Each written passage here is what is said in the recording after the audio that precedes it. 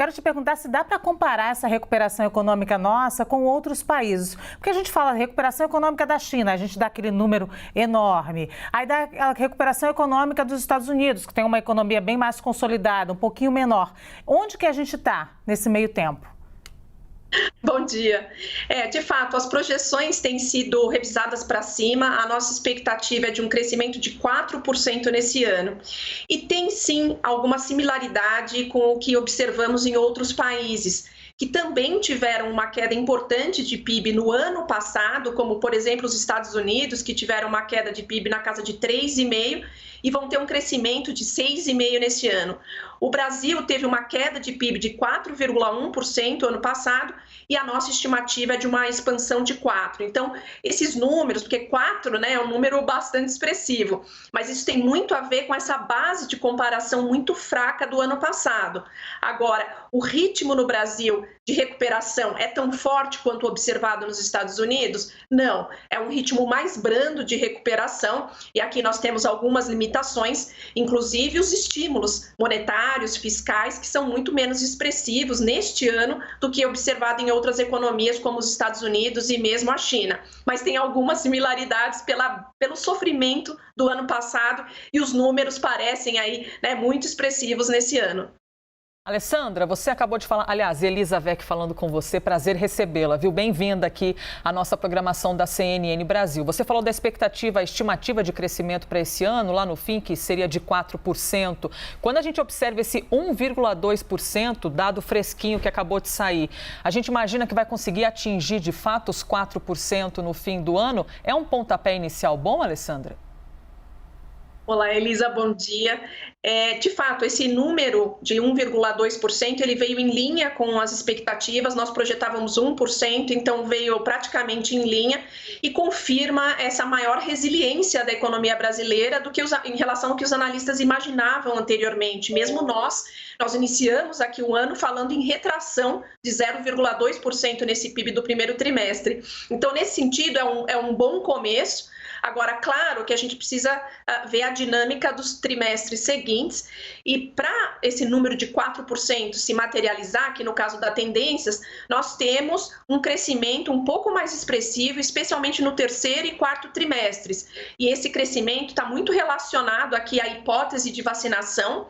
Então, as pessoas, um maior número, né, de pessoas vacinadas e uma certa volta à normalidade a partir de julho, agosto.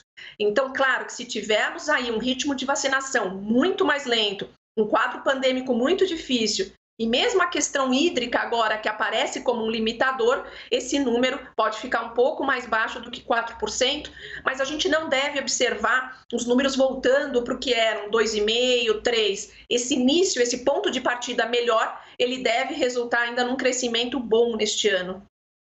Alessandra, o ministro Paulo Guedes chegou há um tempo a falar sobre a retomada econômica nossa em V, né? Que a gente ia cair, mas depois ia crescer. Depois se falou em retomada econômica em W, caía, crescia, caía de novo e crescia. Agora se fala em K. Eu queria que você me explicasse essa retomada econômica em K, que se isso traduz para a gente, é ruim para o brasileiro? Esses formatos todos tinham até símbolos de marcas de esporte, tinham vários símbolos, mas assim, o que nós observamos é que vários setores voltaram realmente em V.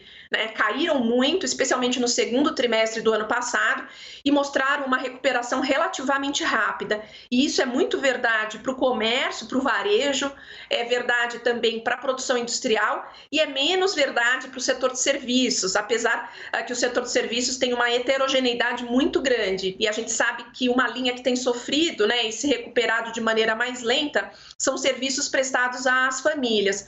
Mas ainda assim, a nossa expectativa é que a economia tem, assim, é um formato, na verdade, de um V um pouco mais tortinho, olhando a economia como um todo, né? Ou seja, caiu muito no segundo trimestre do ano passado, tem voltado, mas a gente só deve voltar ao nível pré-crise, ou seja, de final de 2019, no terceiro trimestre desse ano. Então, o formato que nós estamos vendo aqui é um formato de um Vzinho torto, mais ou menos, o que eu acho que, diante das circunstâncias, é relativamente bom. Acho que não é um cenário ruim, apesar de todo o contexto difícil em relação à pandemia, a ritmo de vacinação. Oi, Alessandra. Thaís Herede agora falando com você. Bom dia. Alessandra, eu deixei para tratar desse tema aqui quando chegasse a minha vez de perguntar, porque tem um dos fatores que explica essa retomada, que eu não citei aqui, entre o aprendizado, entre as formas que tanto empresas e trabalhadores encontraram para conseguir gerar renda e continuar operando nesse primeiro trimestre, mas há uma força absurda vindo lá de fora. Eu estava olhando agora aqui os dados de exportação. As exportações brasileiras estão batendo recordes e as importações também ganharam fôlego agora nesse começo de ano. Em contrapartida, o consumo das famílias continua ali baixinho, ele teve uma explosão ali no segundo semestre do ano passado e agora no primeiro trimestre ele fica praticamente estável. Quer dizer, a composição desse resultado é uma composição, eu citei aqui o dado da poupança, por exemplo, que ficou acima de 20%. Quando a gente olha para a composição de todos esses fatores que estão gerando riqueza para o Brasil, ela é uma composição sustentável, ela é uma composição que gera alguma expectativa de uma manutenção dessa retomada ao longo dos anos? Olá, Thaís, bom dia. De fato, essa composição, ela evidencia o efeito desse setor externo para a economia brasileira.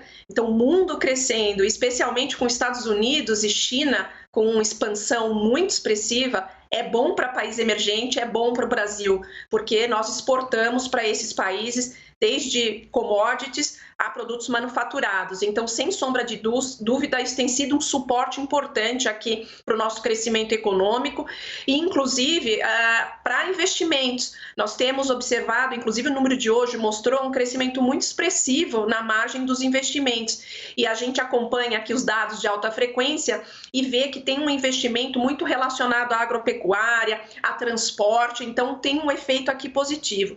Especificamente em relação ao consumo das famílias, eu acho que a gente tinha algumas forças antagônicas, por isso que o consumo ficou praticamente parado. De um lado, as classes de renda mais baixa sofrendo com o fim do auxílio, né, porque até março nós não tínhamos auxílio emergencial e, além disso, tivemos pressões inflacionárias muito expressivas em itens importantes da cesta de consumo dessas pessoas de mais baixa renda, como alimentação.